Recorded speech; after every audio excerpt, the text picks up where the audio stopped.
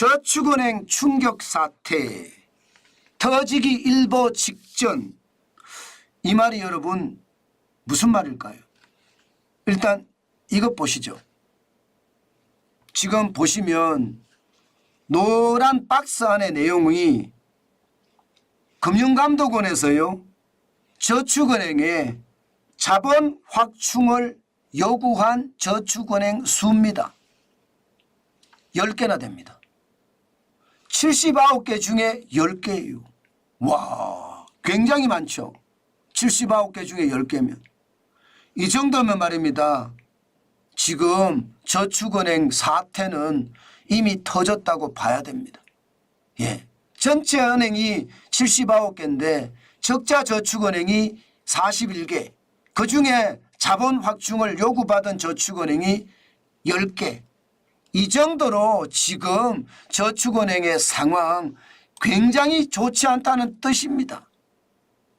이것은 여러분, 정부가 실질적으로 금감원이 정부잖아요.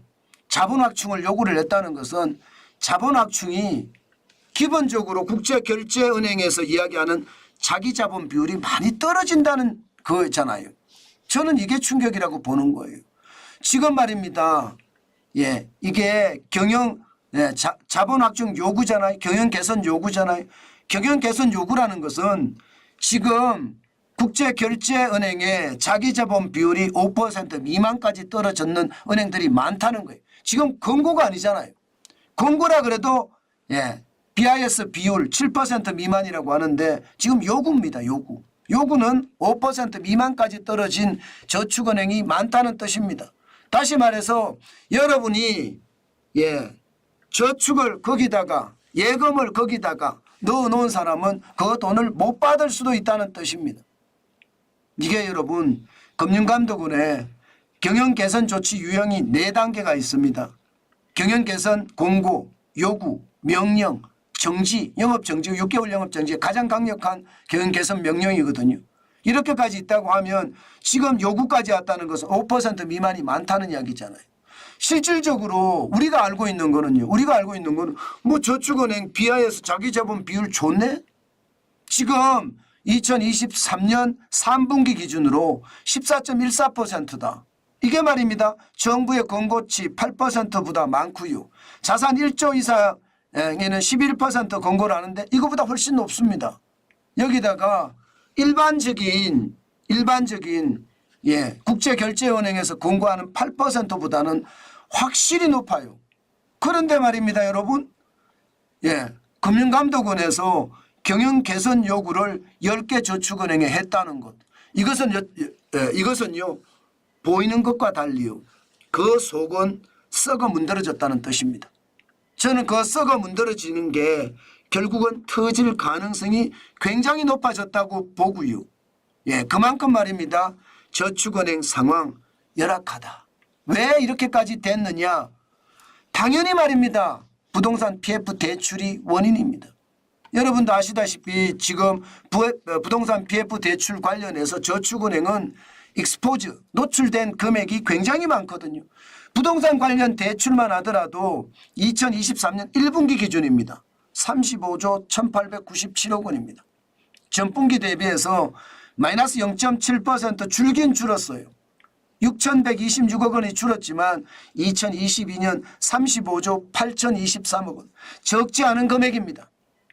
이게 터질까 봐 걱정이 된다는 거예요. 아니, 이게 터질 가능성이 굉장히 높다고 봅니다. 오죽했으면 여러분, 금융감독원이요, 저축은행 10곳에다가 뭐라고 이야기했는지 정확하게 기사화된 것을 말씀을 드리면 즉각 증자하라, 이렇게 얘기했습니다.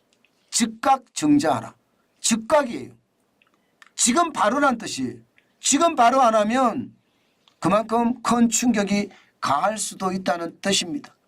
문제는 여러분, 이 부동산 PF 대출 내지는 부동산 관련 대출이 뭐 브릿지론부터 시작해서 본 PF 대출까지 엄청날 거 아니에요? 이게 앞으로 가면 갈수록요, 저축은행에는 더 큰 충격을 준다는 뜻이에요. 얼마나 큰 충격을 주느냐?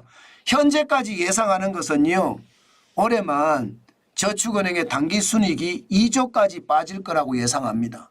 그러면 저축은행 사태 2010년에 2조 7,777억 원의 적자, 2011년에 1조 6,590억 원의 적자, 2012년에 1조 1,252억 원의 적자, 이때하고 버금가잖아요. 결국 저축은행 사태 터진다는 뜻이에요. 또 터진다는 뜻이에요. 예, 결국 10년 만에 아니면 15년 만에 저축은행 사태가 터진다는 뜻으로 충분히 해석할 수 있거든요. 저축은행은 돈을 많이 벌을 때 이게 쌓아놓지 못했어요. 2021년 보세요. 1조 9,654억 원을 벌었지만 이게 쌓아놓지 못해서 결국은 작년에 5,599억 원의 적자가 났고요.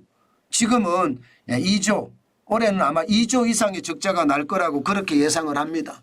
결국 저축은행의 사태는 완전히 터질 거다 이렇게 지금 보고 있고요.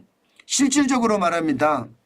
지금은 10개에 대한 경영 개선 공고를 했지만 앞으로 79개 중에 더 커질 거라고 예상합니다. 올해가 지나가면 적자가 많은 저축은행들은 줄줄이 망할 거라고 보는데 결국 79개 중에 10개가 아니라 15개가 이상 될 가능성도 높다. 적자 저축은행이 41개니까 많은 저축은행 중에 최악의 상황이 되지 않겠느냐. 지금 현재는 시장이 그렇게 읽고 있습니다. 그만큼 저축은행 상황 점점 나빠지는 거예요. 제가 여러분들에게 말씀을 드렸잖아요. 저축은행이 상황이 진짜 나빠지고 있다. 그 상황이 여러분들에게도 크게 영향을 미친다. 그 말씀 제가 드렸고요. 여러분들에게 제가 꼭 부탁드린 게 있습니다. 3가지를 꼭 확인을 하시고 저축은행 거래를 하시라 하고 말입니다. 부실채권이 3% 미만인지, 그죠? 유동성이 130% 이상인지, 100%면 된다고 하지만 저는 130%. 여기다가 자기자본 비율이 13% 이상인지, 뭐 정부 공고치유도 10% 11%지만 저는 13% 이상인지 그렇게 봐야지 그만큼 안전하고요.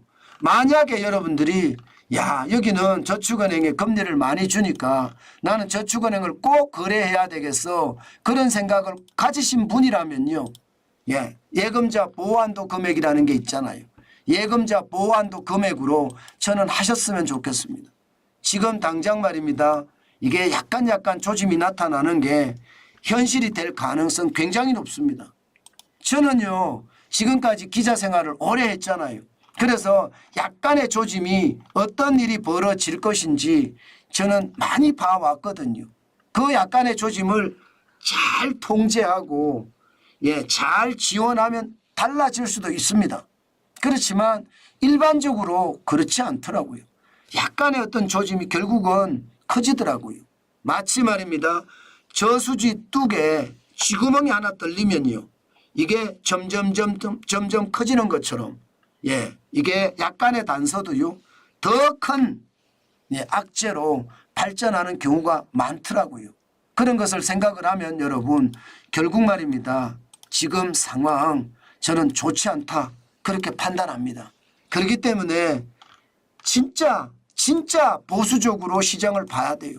제가 여러분들에게 진짜 여러 번 말씀을 드리는데 극단적인 보수적이라고 이야기할 정도로 극단적인 보수적으로 굉장히 보수적인 시각으로 지금 시장을 바라봐야지 그 시장을 말입니다.